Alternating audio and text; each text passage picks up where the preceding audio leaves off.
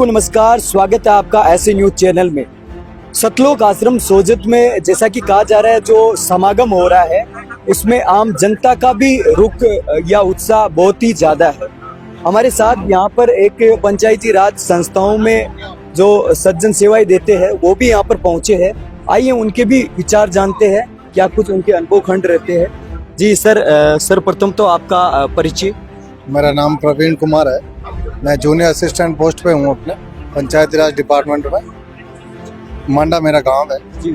और सर्वप्रथम ही अब जानना चाहेंगे कि कैसे इनवाइट किए गए हो आप यहाँ पर, जो कार्यक्रम यानी कि समागम कहा जा रहा है। मेरे काफ़ी यहाँ पे जो मेरे मिलने वाले हैं या मेरे संपर्क वाले लोग हैं, तो वो काफ़ी अपने यहाँ इस संस्थान से जुड़े हुए हैं।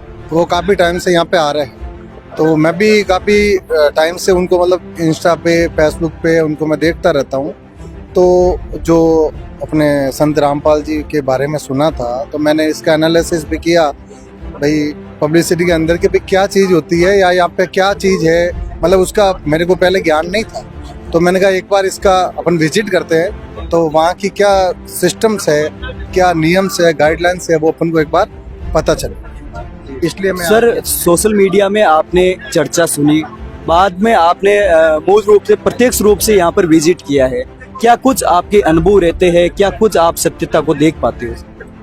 सर्वप्रथम अगर मैं जैसे कोई चीज़ होती है, चाहे अपने चाहे पेरेंट्स हो, चाहे अपने गुरुजन हो, चाहे कोई भी हो, लेकिन सभी के अगर अपन लोग उनसे जुड़ाव रखते हैं तो सबसे पहले उनका सिस्टम यही होता है कि भाई मेरा जो भी, जैसे चाहे बेटा है, बेटी है या मेरा भक्त है, तो वो मतलब कि जो उनके जो नियम्स है उनको हमेशा फॉलो करने का यह सिस्टम रहता है। तो माँ बाप कभी नहीं चाहते कि बेटा किसी गलत रास्ते पे जावे। उसी तरह यहाँ का जो सिस्टम मैंने देखा है, तो यहाँ पे वही कह रहे हैं कि भाई आपको नशा वगैरह इन चीज़ों सबसे दूर रहना चाहिए, जिससे और हर आदमी के अंदर परमात्मा का निवास है। ये शायद अपने संत रामपाल जी की जो भाषा शैली है, वो मतलब उनके बारे में मैंने ये सुना है। तो ये चीज़ अपन भी ये तो सत्य है कि भाई हर इंसान के अंदर ही भगवान निवास करते हैं।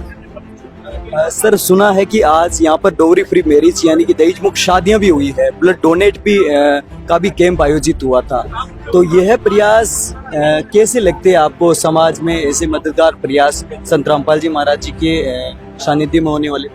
ये मैं आपसे यही कहना चाहूँगा आपके माध्यम से कि आज के समय में अगर अपन चाहे कहीं भी हो, कोई भी हो, मानवता के अंदर अगर कोई धर्म है, तो सबसे पहले यही होता है कि मानव ही मानव का हित करे, मतलब उसका कल्याण। और आप जो ब्लड डोनेशन वाली सिस्टम बता रहे हो, तो ये आज के टाइम में बहुत ज़्यादा चर्चित है और चलना भी चाहिए। अगर अपन किसी एक मरने वाले जीव को ब्लड की कमी से जो जूझ रहा हो और मानवता के लिए अपन उसको अगर ब्लड डोनेशन करे और जिससे उसको वो जीवित हो जाए या उसकी ज़िंदगी वापस पहले की तरह हो जाए, तो ये एक मतलब वास्तव साक्षात मतलब कल्याण के सिवा अपन इसको मतलब ये एक कल्याण की बात है।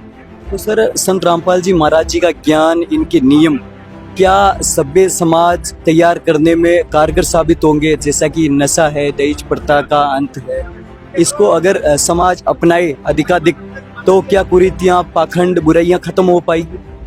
ये तो जिस तरीके से, जैसे अभी यहाँ पे मैंने विजिट किया था, तो यहाँ पे मेरे काफ़ी संपर्क वाले लोग हैं यहाँ पे जुड़े हुए काफ़ी सालों से। तो मेरा इतने सालों में आना जाना नहीं हुआ, लेकिन उन्होंने मुझे कई बार यहाँ के बारे में बताया। तो मैंने कहा चलो एक बार अपन भी वहाँ का विजिट करते हैं, क्योंकि कई बार क्या लोगों की जो आपसी कहासुनी होती है कि वहाँ तो कुछ नहीं है, फ्रॉड है, ढोंग है, ये चीज़ें मतलब वो इनको मानते नहीं। लेकिन मैं अपन क्या थोड़े तार्किक स्वभाव के हैं कि भाई हमारे भी सिद्धांत है, कुछ तर्कशील लोग।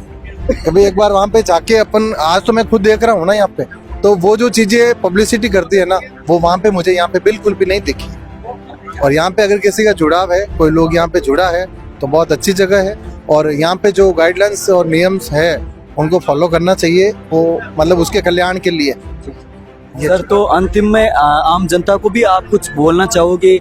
सतलोक आश्रम सोजत को आपने विजिट किया है, मेरा तो सबसे यही निवेदन है कि अगर आपको वास्तव में अगर इनके बारे में कोई चीज़ जाननी है, देखो बिना जाने या बिना अगर किसी के बारे में अपन सुनते हैं तो उसकी हमेशा बुराई सुनने को मिलेगी, लेकिन जब अपन वहाँ तक पहुँचते हैं ना, तब पता चलता है कि वास्तविकता क्या है। तब मैं यहाँ पे आया हूँ तो फिर मुझे पता चला कि भाई वास्तविकता क्या है। तो मैंने यहाँ पे देखा है जो संत रामपाल जी की गाइडलाइंस है या जो इनका अनुसरण करने वाले ये भक्त है, तो वास्तव में यहाँ की जो व्यवस्था है, यहाँ का इनका जो सिस्टम है, भाई नशा पता ये मांस मदिरा वगैरह चीज़ें नहीं करनी चाहिए, तो इसको मैं मानता हूँ। और ये कहते हैं कि परमात्मा एक है और कबीर को इन्होंने भगवान का दर्जा दिया है, तो वो भी सत्य है, कबीर को मतलब झुटलाया नहीं जा सकता।